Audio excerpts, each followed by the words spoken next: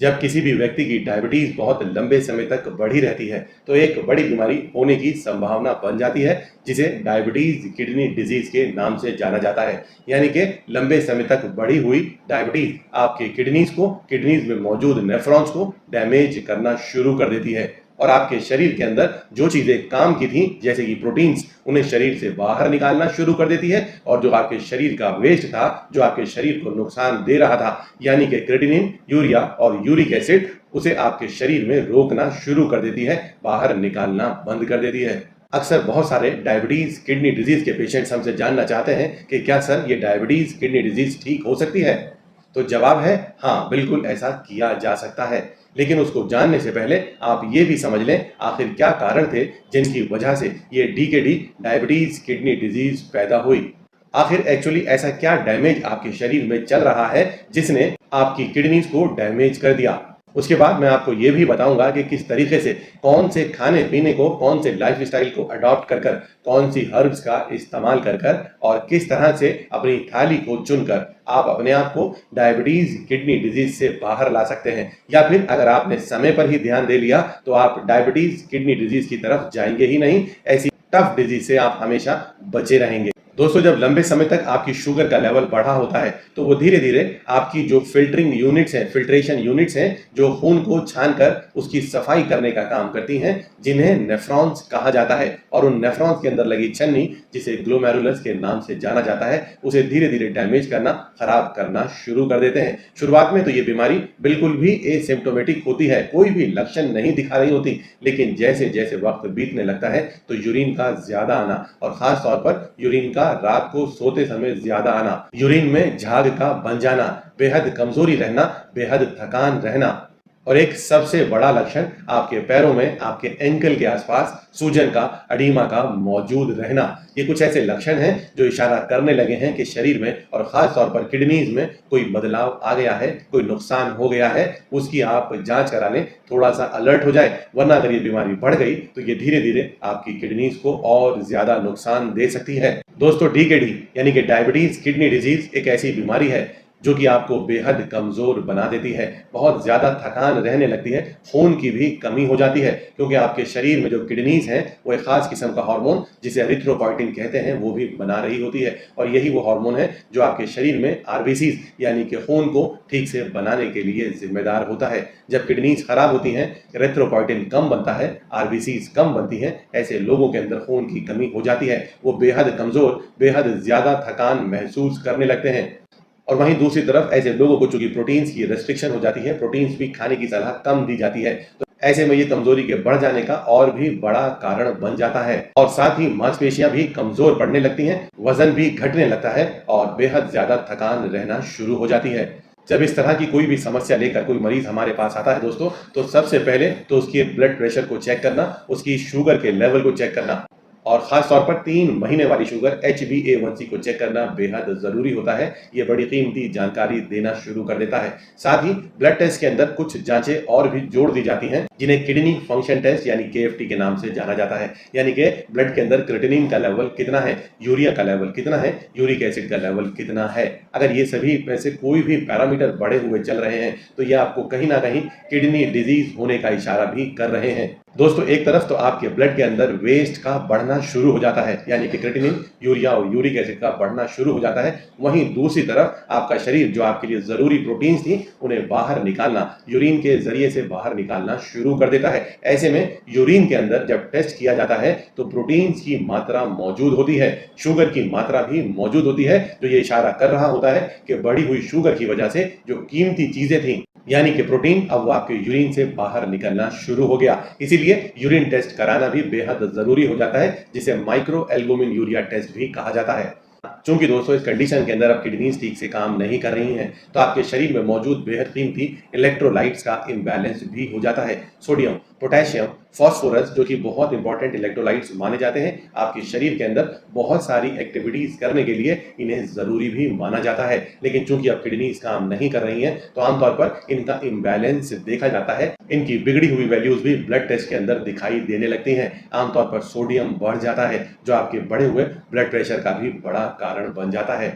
और बहुत सारे मरीजों में तो पोटेशियम का लेवल भी बढ़ने लगता है, जो आपके दिल की बढ़ी हुई धड़कनों की तरफ, आपके दिल की बिगड़ी हुई धड़कनों की तरफ भी इशारा करता है, जिसे एरिथमिया के नाम से जाना जाता है। और इन इलेक्ट्रोलाइट इम्बैलेंस की वजह से ही शरीर के निचले हिस्से में, खास तौर पर एंकल जॉइंट के आसपास एडिमा यानी कि सूजन देखने के लिए मिलती है। क्योंकि अगर जब आपके ब्लड के अंदर सोडियम का लेवल बढ़ जाएगा तो वो धीरे धीरे आपके शरीर में पानी को शरीर के अंदर ही रोकना शुरू कर देगा और उसे आपके ही शरीर के निचले हिस्से में धीरे धीरे जमा करना शुरू कर देगा। तो आपके शरीर में, खासतौर पर निचले हिस्से में, आपके पैरों में एडिमा मौजूद होता है, जिसे आप बड़ी आसानी से अगर आप अपनी फिंगर से प्रेस कर कर देखेंगे तो वहां पर थोड़ा सा गहरा गड्ढा बन जाता है, जिसका मतलब है कि वहां पर पानी जमा हो रहा है, जिसे बिल्कुल भी नहीं होना चाहिए था। वहीं साथ में आपकी बिगड़ी हुई किडनी की हेल्थ की वजह से विटामिन डी भी ठीक से काम नहीं कर पाता और आप जब खाना खाते हैं उस खाने के अंदर मौजूद कैल्शियम आपके शरीर में एब्जॉर्ब ही नहीं हो पाता। अब इस एब्जॉर्प्शन की कमी की वजह से आपके शरीर में कैल्शियम की कमी होने लगती है, आपके ब्लड में कैल्शियम की कमी होने लगती है। क्योंकि शरीर की ज़रूरत कैल्शियम के ऊपर बहुत ज़्यादा होती है, तब होता क्या है कि आपके हड्डियों में से कैल्शियम निकलकर आपके ब्लड में आना शुरू हो जाता है। यानी कि एक तरफ तो आप अपने खाए हुए खाने से कैल्शियम नहीं ले पा रहे, दूसरी तरफ आपकी शरीर की ज़रूरत को पूरा करने के लिए आपकी हड्डियों से, आपकी बोन से कैल्शियम निकालकर ब्लड में ला दिया गया। अब आपकी हड्डियां भी कमज़ोर होना शुरू हो जाती हैं। तो दोस्तों, इन छोटे छोटे प्रोसेस से मैं आपको सिर्फ इतना समझाने की कोशिश कर रहा हूं कि क्यों डायबिटीज किडनी डिजीज का पेशेंट बेहद कमजोर पड़ने लगता है। मांसपेशियां कमजोर पड़ने लगती हैं, हड्डियां कमजोर पड़ने लगती हैं, शरीर में सूजन पैदा हो जाती है, जरूरत की चीजें शरीर से बाहर निकलना शुरू हो जाती हैं और जो भी वेस्ट है वो आप ही के शरीर में इकट्ठा होना शुरू हो जाता है। दोस्तों, माना जाता है कि दिन भर में आपकी किडनीज लगभग 180 लीटर ब्लड को फिल्टर कर रही होती हैं, यानी कि आपके ब्लड में मौजूद जितनी भी गंदगी है उसे बाहर निकाल रही होती हैं, टॉक्सिन्स को बाहर निकाल रही होती हैं, आपके ब्लड प्रेशर को कंट्रोल में रखने में मदद कर रही होती हैं, आपके शरीर में आरबीसीज को यानी कि खून के बनाने की प्रक्रिया को ठीक से चला रही होती हैं, आपकी इम्यूनिटी को ठीक रखने में भी मदद कर रही होती हैं। पर जब आपकी किडनीज खराब होने लगती हैं, कमजोर पड़ने लगती हैं, तो ये सभी प्रक्रियाएं जो आपको ठीक रखने के लिए बेहद जरूरी थी वो डिस्टर्ब हो जाती हैं, गड़बड़ हो जाती हैं। दोस्तों, अगर इसके पीछे की साइंस को भी आप और साथ में समझने की कोशिश करें, जब आपके शरीर में शुगर का लेवल बढ़ा हुआ होता है तो वो दूसरी काम की चीजों के साथ रिश्ता बनाना, बॉन्ड बनाना शुरू कर देता है, बाइंड करना शुरू कर देता है। जैसे कि प्रोटीन्स और फैट, उनके साथ शुगर कभी भी अटैच नहीं होता, लेकिन जब शुगर बढ़ी हुई होती है तो ये नई प्रक्रिया भी शुरू हो जाती है, जिसे ग्लाइकेशन के नाम से जाना जाता है और एक खास किस्म के नुकसान देने वाले मॉलिक्यूल्स पैदा हो जाते हैं, जिन्हें एजिज के नाम से जाना जाता है। एजिज मतलब एडवांस्ड ग्लाइकेशन एंड प्रोडक्ट्स। अब ये एजेस आप ही के किडनी की जो फिल्टर है, जो छन्नियां है, जिसे ग्लोमेरुलस बोला जाता है, जो नेफ्रॉन का एक हिस्सा है, उस छन्नियों पर जाकर जमा हो जाता है, उन्हें डैमेज करना शुरू कर देता है, उन्हें ठीक से काम नहीं करने देता और यही नुकसान जब लगातार होता रहता है तो ये रूप ले लेता है डीकेडी यानी डायबिटीज किडनी डिजीज का। वहीं दूसरी तरफ अगर आपके खाने पीने में भी आप लो क्वालिटी का खाना खा रहे हैं, रिफाइंड फूड ज़्यादा खा रहे हैं, प्रोसेस्ड फूड ज़्यादा खा रहे हैं, मैदा से बनी चीज़ें ज़्यादा खा रहे हैं, मीठा ज़्यादा खा रहे हैं, तो आपके शरीर में एक दूसरी रिएक्शन भी शुरू हो जाती है, जिसे कहते हैं फ्री रेडिकल डैमेज। आपके शरीर के अंदर कुछ ऐसी फ्री रेडिकल्स बनने शुरू हो जाते हैं जो आप ही के शरीर में पैदा होते हैं और आप ही की किडनीज को डैमेज कर रहे होते हैं। क्योंकि दोस्तों, किडनीज का काम आपके ब्लड प्रेशर को कंट्रोल करने का भी था, अब वो उसको ठीक से नहीं कर पा रही, तो आप देख लें, आप समझ लें कि खुद ही आपका ब्लड प्रेशर और बढ़ना शुरू हो जाएगा। कई बार तो देखा जाता है कि ब्लड प्रेशर के बढ़ने की वजह से किडनीज डैमेज होती हैं और कई बार तो उल्टा देखा जाता है, किडनी डैमेज होने की वजह से आपका वापस ब्लड प्रेशर बढ़ना शुरू हो जाता है। तो ये बहुत ही अजीब एक विशियस साइकिल आप ही के शरीर में शुरू हो जाती है, जो आपकी किडनी के डैमेज का, बढ़े हुए क्रिएटिनिन लेवल का, बढ़े हुए यूरिया का, बढ़े हुए यूरिक एसिड का एक बड़ा कारण भी बन जाते हैं। चलिए दोस्तों, मैंने पूरी कोशिश की आपको ये समझाने की कि आखिर आपके शरीर में क्या बदलाव हो रहे हैं, शुगर आपके शरीर में क्या रोल प्ले कर रही है, आपकी खराब डाइट, आपका खराब खाना पीना कैसे आप ही की किडनीज को नुकसान देता रहता है और धीरे धीरे आप एक बड़ी बीमारी की तरफ चले जाते हैं, डायबिटीज किडनी डिजीज। और अगर कई बार ये बिना डायबिटीज के भी होती है, इसके पीछे और बहुत सारे दूसरे कारण भी देखे जाते हैं, तो उसे हम बोल देते हैं क्रॉनिक किडनी डिजीज। ये दोनों ही बहुत नज़दीक, बहुत ही मिलती जुलती डिजीज कंडीशंस होती हैं। दोस्तों, इनसे बाहर निकलने का मैं तरीका भी बताऊंगा। मुझे पता है कि आज की मेरी वीडियो थोड़ी सी लंबी हो रही है, पर दोस्तों ये जानकारी आपके लिए बेहद कीमती है, बेहद फायदेमंद होने वाली है। आपको डायबिटीज से और डायबिटीज से होने वाली कॉम्प्लिकेशन से और खास तौर पर किडनी डिजीज से बचाने में बेहद मददगार साबित होगी। होगी। मेरे साथ बने रहिएगा, आखिर तक बने रहिएगा। समय बचाने की ज़रूरत नहीं है, समय को सही जगह पर लगाने की ज़रूरत है। ये छोटी-छोटी सी जानकारियाँ आपके शरीर को, आपकी किडनीज़ को डायबिटीज़ जैसी टफ डिजीज़ कंडीशन से बचाने में बेहद कारगर साबित होंगी।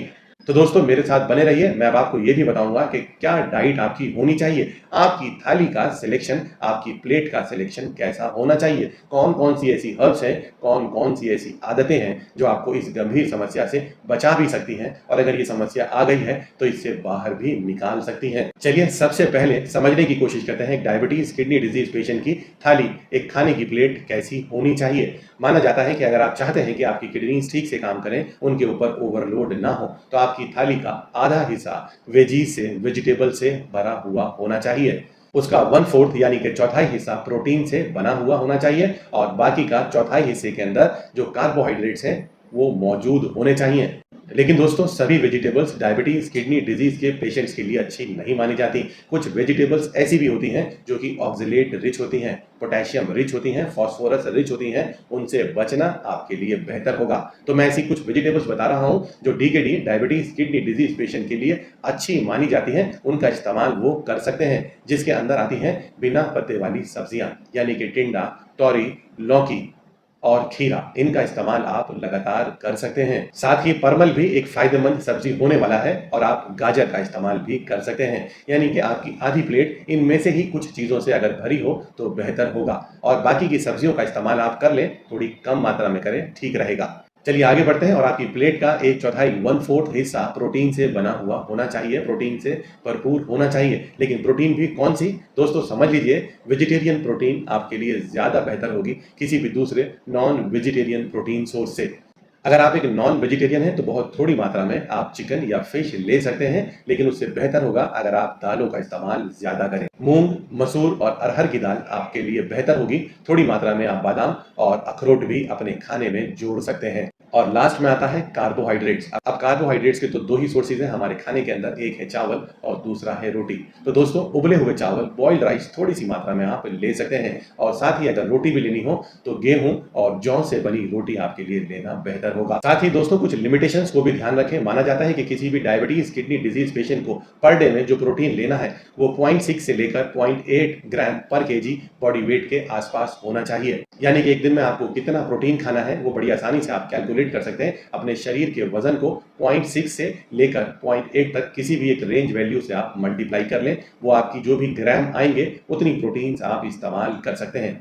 चलिए आगे बढ़ते हैं, अपने और टिप्स को भी समझ लेते हैं। यानी कि रेगुलर नमक की जगह पर आप रॉक सॉल्ट या सेंधा नमक ले लें, आपके लिए बेहतर होगा। वैसे तो किसी भी हेल्दी व्यक्ति को दिन भर में 1.5-2 लीटर या मैक्सिमम 3 लीटर से ज्यादा पानी लेने की जरूरत नहीं होती, लेकिन अगर आपको डायबिटीज किडनी डिजीज है, जैसा मैंने समझाने की भी कोशिश की कि पैरों में पानी जमा होना शुरू हो जाता है, तो ऐसे में डॉक्टर्स पानी कम लेने की ही सलाह देते हैं। 1 लीटर के आसपास दिन भर में लिया गया पानी आपके लिए ठीक ही माना जाएगा। और पानी भी कोशिश करें कि सिर्फ सिपिंग करें, एक एक घुट करके पिएं ताकि आपकी प्यास भी शांत हो जाए और बहुत ज्यादा पानी पीने की भी जरूरत आपको ना पड़े। चलिए दोस्तों आगे बढ़ते हैं। चाय और कॉफी का इस्तेमाल तो हमारे कल्चर में बहुत ज्यादा किया जाता है, लेकिन ऐसी कंडीशन में इनसे बचना आपके लिए बेहतर होगा। एक बेहतरीन काढ़ा, एक बेहतरीन चाय, एक बेहतरीन हर्बल डिकॉक्शन के बारे में मैं आपको बताऊंगा, जिसे आप अपने ही घर पर बना सकते हैं। दिन में 1 या 2 बार इस्तेमाल कर लें चाय कॉफी की जगह पर, जो आपकी दवा बन जाएगा। 5 ग्राम पुनर्नवा रूट पाउडर, 5 ग्राम कासनी रूट पाउडर और 5 ग्राम अर्जुन बार्क पाउडर,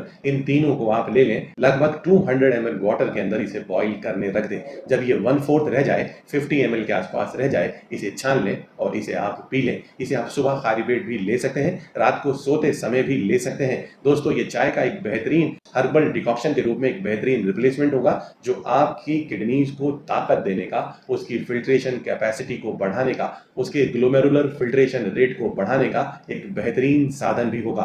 दोस्तों आमतौर पर देखा जाता है कि किडनीज की छानने की क्षमता यानी कि ग्लोमेरुलर फिल्ट्रेशन रेट कम हो जाता है जब किडनी डिजीज शुरू होती है, जिसे वैसे हम बड़ी ही आसानी से अपने ब्लड टेस्ट से कैलकुलेट भी कर सकते हैं। जीएफआर का घट जाना, इसका मतलब है कि आपके शरीर में गंदगी का बढ़ जाना। तो ये जो मैंने फॉर्मूला बताया, ये आपके जीएफआर को धीरे धीरे बढ़ाने में, रिटेन करने में, मेंटेन करने में भी मदद करेगा, कारगर साबित होगा। तो इसका इस्तेमाल भी आप करें, आपकी किडनी की छानने की क्षमता, फिल्ट्रेशन करने की ताकत को बेहतर करने में मददगार साबित होगा। दोस्तों जैसा कि मैं अपने सभी डायबिटीज़ के पेशेंट्स को एडवाइस करता हूँ, खाना खाने के बाद 10-15 मिनट चलना भी चाहिए, तो ऐसा करना आप कंटिन्यू रखें, ऐसा आप ज़रूर करें। यह आपकी शुगर को घटाने में, किडनी को हेल्दी रखने में बेहद मददगार साबित होगा। साथ में रात को की गई ब्रीदिंग एक्सरसाइज आपको अच्छी नींद देने में भी मदद करेंगी। आपके शरीर में स्ट्रेस हार्मोन कॉर्टिसोल के लेवल को घटाने में, किडनी हेल्थ को बेहतर रखने में भी मददगार साबित होंगी। साथ ही दोस्तों आपका गट भी रीसेट करने की ज़रूरत है। आपके शरीर में मौजूद गुड गट बैक्टीरिया को भी अच्छा रखने की ज़रूरत है। आपका पेट ठीक से रोज साफ हो, इस बात का ध्यान रखने की भी ज़रूरत है। आपके पेट में मौजूद सभी टॉक्सिन्स और सभी गंदगी रोज बाहर निकल जाए, इसका भी ध्यान रखने की ज़रूरत है, जिसे आप बेहद आसानी से कर सकते हैं। सिर्फ 1 चम्मच ईसबगोल हस्क अगर आप रात को सोते समय हल्के गर्म पानी से ले लें, तो आपके गट को रीसेट करने में यह बेहद मददगार भी साबित होगा। और साथ ही आपके शरीर से बहुत सारी गंदगी को बाहर निकाल देगा, शरीर में जमा नहीं होने देगा। तो दोस्तों आपके खाने पीने को समझने के साथ साथ अगर आप थोड़ी सी कुछ हर्ब्स भी जोड़ पाएं, तो यह आपकी किडनीज के लिए और भी बेहतरीन होने वाला है। दोस्तों आयुर्वेद में बहुत ही खूबसूरत तरीके से बहुत सारी ऐसी हर्ब्स बताई गई हैं जो खास तौर पर आपकी किडनी का ध्यान रखने के लिए ही बनी है, आपकी किडनीज को ताकत देने के लिए बनी है। उनके अंदर ऐसे बहुत सारे एंटीऑक्सीडेंट्स, ऐसे फाइटोन्यूट्रिएंट्स मौजूद होते हैं जो आपके किडनीज में चल रहे ऑक्सीडेटिव डैमेज को कम कर देती हैं, एजिस से हो रहे नुकसान को घटा देती हैं, टॉक्सिन जो आपके शरीर में इकट्ठा हो रहे हैं उन्हें बाहर निकालने में मदद करती हैं। क्रिएटिनिन का लेवल जो आपके शरीर में बढ़ा है उसे यूरिन के थ्रू बाहर निकालकर कम करने में मदद करेंगी। आपके शरीर में पैरों में हो रही सूजन को घटाने में, इन्फ्लेमेशन को घटाने में भी बेहद मददगार साबित होंगी। जिसमें सबसे पहले नंबर पर अगर कोई किडनी के लिए बेस्ट हर्ब मानी गई है दोस्तों, तो उसका नाम है पुनर्नवा, जिसे बोटानिकली बोरहेविया डिफ्यूजा के नाम से जाना जाता है। दोस्तों इसका नाम ही है पुनर्नवा, यानी कि दोबारा नया कर देना। किसे नया कर देना? किडनीज को, नेफ्रॉन्स को, ग्लोमेरुलाई को, जो टूट गए हैं, जो डैमेज हो गए हैं, जो खराब हो गए हैं लंबी बीमारी की वजह से, लंबे समय तक शुगर के बढ़े रहने की वजह से, गलत खान पान की वजह से, गलत लाइफस्टाइल की वजह से, तो उसे ठीक करने में पुनर्नवा बेहद मददगार साबित होगा। पुनर्नवा की रूट्स का या उसकी लीव्स का पाउडर अगर आप दिन में 2 बार आधा चम्मच सुबह शाम ले रहे हैं, तो यह आपको मदद करने वाला है। डीकेडी डिजीज में मदद करने वाला है, किडनी डिजीज में मदद करने वाला है, क्रॉनिक किडनी डिजीज में मदद करने वाला है, आपकी किडनीज की हेल्थ को अच्छा रखने वाला है, उसे ठीक से काम करने में, ठीक से एक्टिवेट करने में, उसका ग्लोमेरुलर फिल्ट्रेशन रेट बेहतर करने में मदद करने वाला है। दोस्तों दूसरी हर्ब की तरफ चलते हैं जिसका नाम है कोकशरू, जिसे ट्रिबुलस टेरिस्ट्रिस के नाम से भी जाना जाता है। दोस्तों इसे दुनिया भर में एक बेहतरीन डाईयूरेटिक हर्ब के नाम से जाना जाता है, यानी एक ऐसी हर्ब जो आपके यूरिन के फ्लो को बढ़ा देगी। आपका यूरिन का फ्लो बढ़ गया तो उसके अंदर धीरे धीरे से गंदगियां बाहर निकलना भी शुरू हो जाएंगी। आपके शरीर के अंदर जो मौजूद क्रिएटिनिन है, यूरिक एसिड जो अंदर ही इकट्ठा हो रहा था, वो धीरे धीरे बाहर निकलना शुरू हो जाएगा। इतना ही नहीं, ये दोनों ही हर्ब पुनर्नवा हो या गोखरू हो, ये बेहतरीन एंटीऑक्सीडेंट्स माने जाते हैं। आपकी किडनीज में हो रहे नुकसान को, डैमेज को कम करने में ये बेहद मददगार साबित होते हैं। गोखरू पाउडर का भी 2 से 3 ग्राम आप सुबह शाम हल्के गर्म पानी से ले सकते हैं। दोस्तों इसके अलावा 2 और बड़ी अच्छी हर्ब्स हैं जो आयुर्वेद में बताई गई हैं किडनीज की हेल्थ को अच्छा रखने के लिए। एक है वरुणा और दूसरा है कासनी। वरुणा को बोटानिकली जाना जाता है क्रेटिवा नर्वादा के नाम से, और कासनी को जाना जाता है सिचोरियम एंटाइबस के नाम से। दोस्तों ये दोनों ही बेहतरीन एंटीऑक्सीडेंट्स हैं। ये आपकी किडनीज को ताकत देने में मददगार होते हैं, किडनीज के डैमेज को यानी कि किडनीज में चल रहे फाइब्रोसिस को घटाने में भी ये बेहद मददगार साबित होते हैं, और साथ ही आपके पूरे शरीर के मेटाबॉलिज्म को अच्छा रखने में भी मदद करते हैं।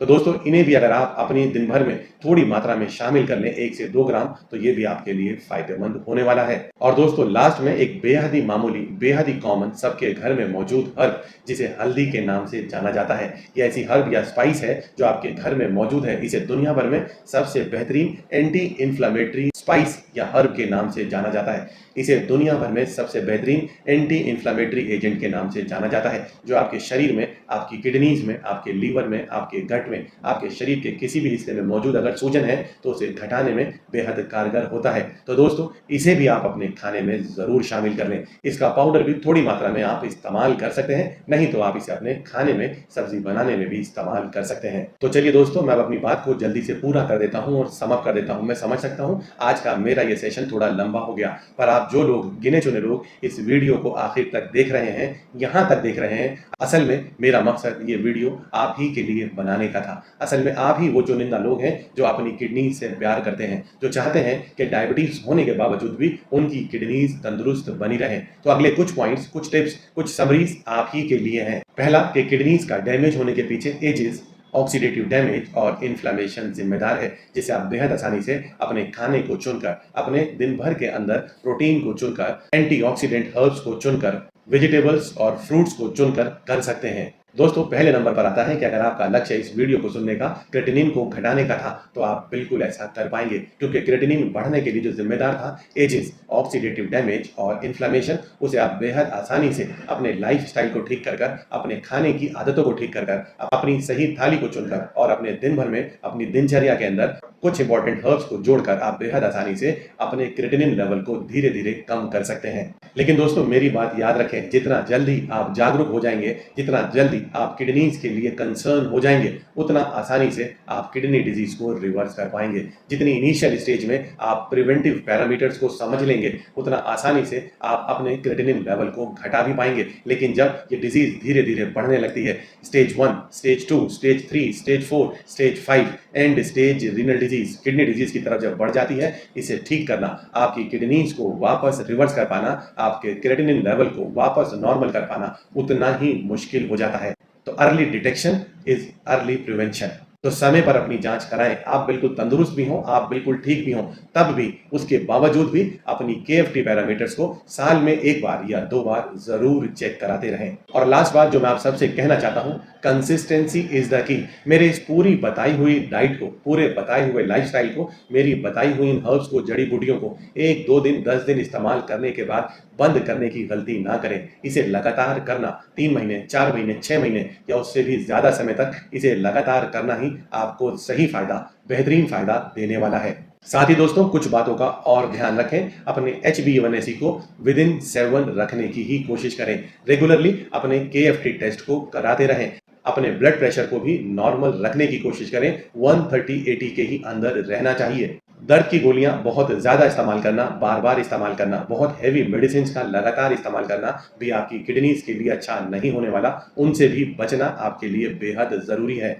आयुर्वेद का सहारा लेना और अपने लाइफस्टाइल को ठीक कर लेना आपको भरपूर फायदा देगा। बीमारी से बचाने में भी, बीमारी को ठीक करने में भी मददगार साबित होगा। क्रेटिनिन का घटाना एक गोली खा लेने से संभव नहीं होगा। इसको घटाने के लिए आपको अपने लाइफस्टाइल को, आपको अपनी डाइटरी हैबिट्स को, आपको अपने वाइटल पैरामीटर्स को ठीक रखना बेहद जरूरी है। आपकी किडनीज में चल रहे डैमेज को रोकना बेहद जरूरी है।